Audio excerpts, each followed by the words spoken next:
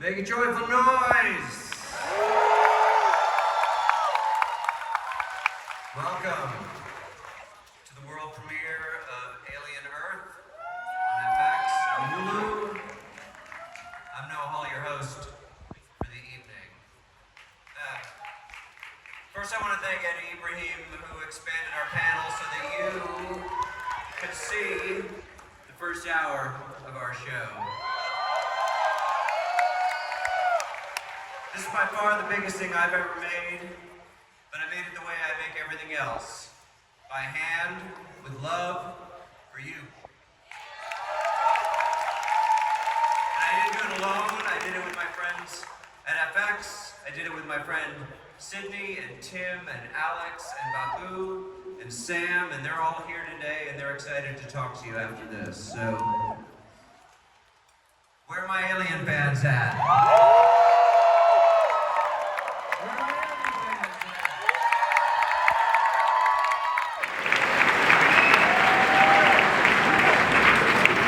Y'all enjoy that? At this time, it's my distinct pleasure to introduce our moderator. She's a podcaster and a cultural writer for The Ringer. Please welcome Joanna Robinson. Oh,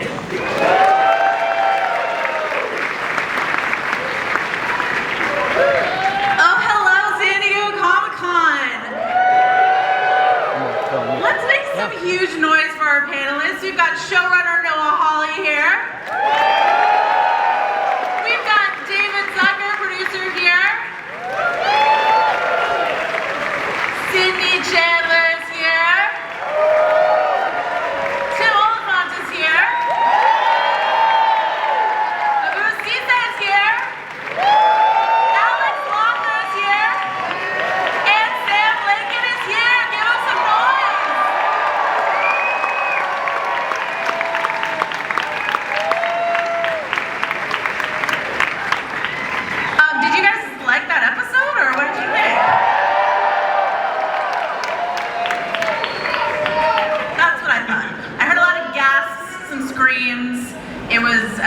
It was everything I was hoping for and more. This thing's only getting bigger.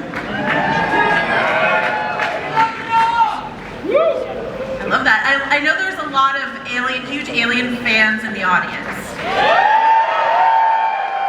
I wanted to start by asking everyone on the panel what it means to be part of the Alien franchise now, starting with you, Noah.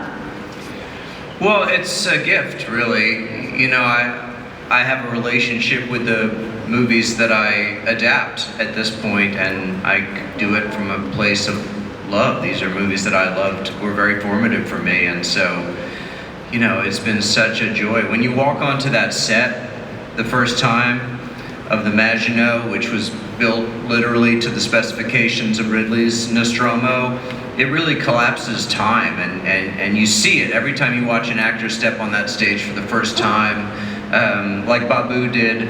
You know, it's really humbling. What about you, David? I've worked for Ridley for 24 years in TV. This was a title we avoided because we didn't think it'd be possible on this scale, or to have a creator with this kind of vision, much less with a network like FX and the history they have together. We just couldn't have imagined something this spectacular as a result.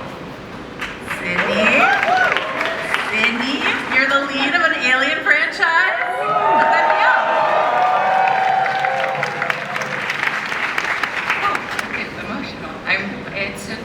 It is a dream. I have been a sci-fi fan and an Alien nerd forever. I watched it at too young of an age and it terrified me. And so the fact that I just got this opportunity and Noah had faith in me for some reason to take this on, I keep pinching myself. It's surreal. It's surreal.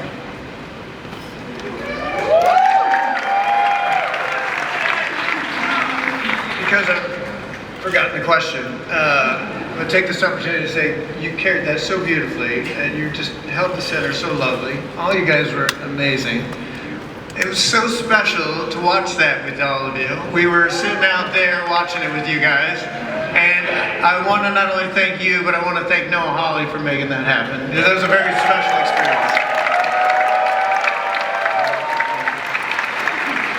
And Tim, what does it mean to be part of the Alien franchise? Does that mean That was what the question we're was? avoiding? Yeah, that's the question.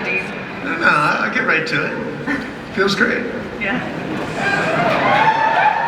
Babu, what about you? I'm with Sydney, still pinching myself. I also watched it way too early. I was 9. That chest burster moment stuck with me.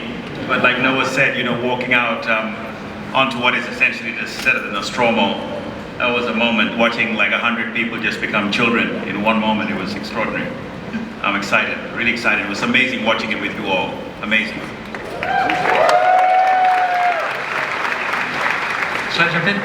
Yeah, it is extraordinary to be part of a universe such as this, but also, actually, as Tim was saying, for it to be under the captainship of Noah, who is so bold and imaginative, and I think we need that in general in the world, oodles of imagination, and I think the combination of those two things made it really fascinating to be on set every day. This is a dream. I mean, this is a surreal feeling to watch the show with you guys on this big screen. My feeling is I'm thinking of the thousands of other people that worked on this show, the crew that we worked with. You know, we filmed this in Thailand over 6 months, and the amount of people that put their love and passion into this show, it's to share it with you guys, it's all of those people behind the scenes that made this happen. It's it's a beautiful thing. It's a beautiful thing. You mentioned the crew. One of my favorite parts of listening to you all watch this was your excitement seeing the xenomorph, and then your utter terror seeing the brand new creepy crawlies that are in this show. So Noah, can you talk about the monsters in this show? Well, if I have a skill at adapting these films, it's in understanding what the original movie made me feel and why, and then trying to create it anew by telling you a totally different story. And the one feeling you can't get back from watching the original Alien is the discovery of the life cycle of this creature, how it starts as an egg and it ends up as a 10-foot tall xenomorph, and every step along the way is worse than the one before. And so the only way to create that feeling was to introduce new characters, and you don't know how they breed or what they eat, and so you can get back to that feeling of genetic revulsion that we all felt watching Alien for the first time. So it was obviously it's a huge responsibility to try to follow in those footsteps of HR and Ridley and that team, but I always like the risk. And I just have to say, when we got the first script, I mean, for there to be one creature that's rendered effectively is an enormous challenge. When we saw how many creatures he was planning to put into this show, I'd say from Ridley's standpoint, that amongst everything was one of the steepest challenges of all, to really deliver that authentically and to create that experience in the way this show does. I mean, one of the things that creates that authenticity is you got an actual xenomorph, not actual xenomorph, but it's a guy in a suit on set. It's not CGI. So I want to know from the cast, what was it like to see a real life breathing xenomorph in front of you as you were filming? Sydney? I almost peed. I mean, it was like, I became a kid again. A xenomorph was in my night terrors as a kid. And so then when you're doing, night shoots, you're running around at 4 or 5 a.m. and you have a xenomorph played by our wonderful vegan Xeno, Cameron. Shout out to Cameron, we all love Cameron. So nice, so terrifying. But to actually have him running at you very fast, I was just giddy because I felt the kid in me go, I'm so scared right now. And that's really hard to do on a set. We had 600-700 people working on the set. The call sheet was like a Bible. So to have that feeling was just such a gift. Did anyone else have an encounter with a creepy crawly they want to share? I spent a lot of time, and I think it's a spoiler, with the xenomorph. And I was saying earlier, it's a nice little behind the scenes. The xenomorph drool is actually KY jelly. I spent a lot of time covered in that during and Sydney's right. I mean, there's something hysterical about the fearsomeness of the xenomorph, but then he takes off his head, and he's from New Zealand and he doesn't eat meat. Just the sweetest person in the world. Yeah. And So softly spoken. If you think me and Sydney are softly spoken, then just wait till you meet the xenomorph. Tim, I wanted to ask you, you're playing a kind of iconic synthetic character in this Alien franchise. Would you take advice from your character? What do you think? I don't trust him. This feels like there's something going on there. This feels like there's something going on behind the scenes. I don't know. No? No, I don't think so. Okay. What about, Babu, you playing a cyborg? Yeah. You've got some really fun tools in your toolkit there. Yeah, like- What should we be thinking about when we're thinking about a cyborg that's been gone from Earth for decades, back on Earth now? Sorry, what would we be thinking about in terms of what? As a cyborg, as in this world. Well, I mean, he's coming back to a planet where he's essentially an iPhone 1 in an iPhone 20 world, so that's a big problem. But, you know, he's got his army knife arm, so who knows what's going to go down. Your glove, Babu, is it fair to say it was quite a sweaty experience as well? My glove was also filled with KY jelly every day. In there, so yeah. We bonded over that. We did. Only the best. Thank you, Noah. Noah, I wanted to ask you about Thailand as a setting for this shoot. You've got these gorgeous rivers and these modern buildings juxtaposed. What was that like for you? Yeah, it was a tremendous place to shoot, both on the coast and in and around Bangkok. And you know, the Thai people, it's a Buddhist country. We were so welcome and respected, and I started to say the Thai way is my way because, you know, that's how I like to treat the cast and the crew, and just respect always. And you know, it's not a skyline that most Western audiences are familiar with, which, you know, allowed us to not have to augment it too much to feel like it's new to people. And you know, it was just a really, really hot adventure that we took together. Sam, I wanted to ask you about your character. There's a lot of unfamiliar sights, but I feel like the eccentric billion trillionaire is something that we've become quite familiar with. But I love the bare feet. I love the wild costume. What can you tell us about your character? I specifically asked for no KY jelly to be anywhere near my character. No comment on that though. We'll see where the story goes. But yeah, he is. I think it's not a big stretch of the imagination to see where there might be a parallel with what's happening, but you know, he's a trillionaire. He's not a billionaire, he's a trillionaire. And he looks around in a room and everything he sees is his property. And that was just so fun to play. You know, I got to walk into a room and look at these guys and go, I own you, and I made you, and I own you.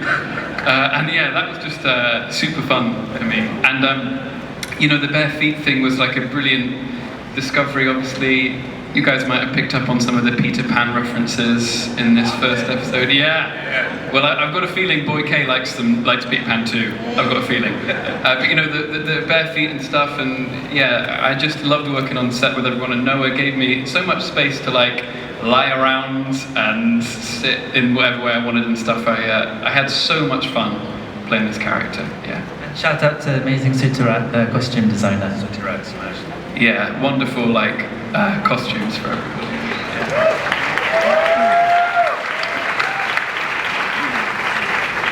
Speaking of Peter Pan, Sydney, you and the Lost Boys you have this challenge of playing kids in an adult body. How did you guys master that? The physicality of it, the mentality of it? Well, I hope we mastered it. Yeah. It was, I have to say, Noah gave us this freedom to explore. And I remember early on you said to not focus so much on the mechanics of the body, but to find the personality of the character and where that personality kind of leaks out or overrides the mechanics of this synthetic body, this immortal body. You can't research this. She is new. And so I kind of just boiled down for me what it means to be a kid. They're observant and they're brave and they're honest and they're instinctual. And I just went from there, and being able to work with this cast and everyone else who we'll see in London, that's where I found my character. Specifically, I remember doing our first scene together when you were covered in KY jelly. And very sweaty and running around. But I remember feeling, I know who Wendy is now because of your character's love for her and where we found that. So it just meant a ton. I felt totally similarly. I kind of didn't quite understand why I was a KY jelly in Thailand until I had my first... With me? Until I with Tim. No, Tim. Scene with me? Oh, I'm sorry. There was just something about our first scene together, and I've never really experienced that quite so intensely before, where like, I don't know, I think it's like a jigsaw puzzle that finally fits, and for Hermit, the character I played, that was because of Sydney's Wendy, so yeah, that was a really special thing. All right, because we got to watch the episode, we only have time for 1 or 2 audience questions, so we'll take our first question. Everybody shout them at the same time. Hi guys, my name is Sam. I saw it, so first of all, that was incredible. But I saw some amazing technology there. My question is for the cast. If you could switch your mind into anybody else for a day, who would it be? Anybody in the cast or in the world or what? Can I choose an animal? I would love to be a bird. Any bird, I would take a bird. That bird brain thing doesn't bother you? No, I don't have my brain, but I can fly. Okay. I'm just saying there's a term, bird brain. And it's a curious choice. Sam, I thank you for your question, though. I'd like to be Tim. It's clear Tim of the day. Timothy Oliphant. That's who I'd like to be. I got to work with you, buddy. Yeah, so you got that going for you.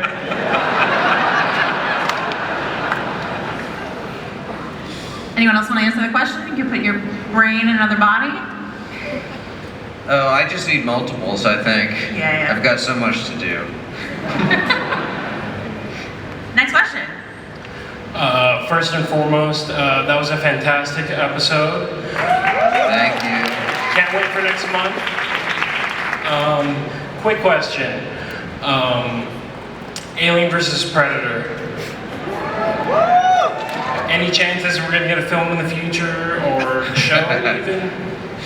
I don't have any current involvement in that combo package. But I love seeing that Dan Trachtenberg is continuing with the Predator series. I thought what he did with Prey was incredible. This new movie looks great, and I think my question is, can't we all just get along?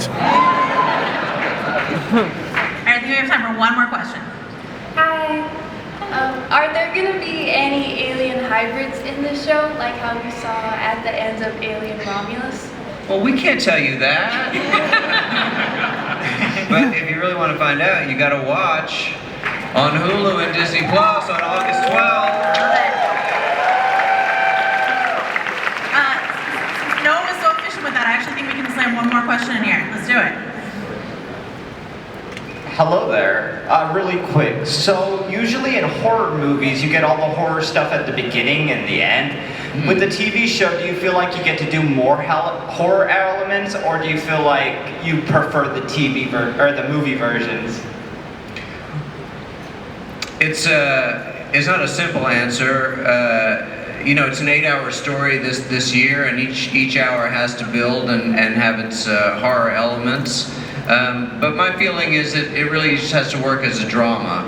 And then all the genre elements can be built on top of that, and that's why, you know, an alien movie is a 2-hour survival story, and a television show has to be more than that. It has to be a character journey, thematically rich, and in which you really start to worry that I might kill some of these people, and I might.